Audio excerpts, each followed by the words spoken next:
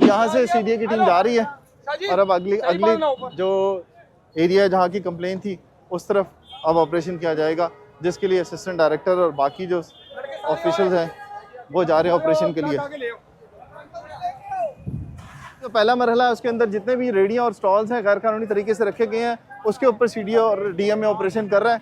पहले सीडीए की टीम यहाँ पर आई और अब डीएमई भी पहुँच चुकी है टीम, और यहाँ पर ऑपरेशन किया जा रहा है, जिसमें असिस्टेंट डायरेक्टर की सरबराही में ऑपरेशन किया जा रहा है। और ये जितनी भी रेडियाँ वगैरह लगी हुई यहाँ पर उनको कब्जे में लिया जाएगा जो यहाँ पर लगाई गई हैं। उसके बाद दूसरा जो मरहला है उसके अंदर असिस्टेंट डायरेक्टर के मुताबिक यहाँ पर जो सॉलिड बनाई गई हैं जगह, जिनके ऊपर बनाने के बाद यहाँ पर ये कब्ज़ा किया गया, स्टॉल्स बनाए गए, बाकी चीज़ें लगाई गई हैं, उनके ऊपर ये ऑपरेशन किया जाएगा और उन चीज़ों को ख़त्म किया जाएगा। साथ साथ इन लोगों को नोटिस भी दिए जा रहे हैं कि अपनी जो हदूद है उसके अंदर रह के ये अड्डे भी काम करें।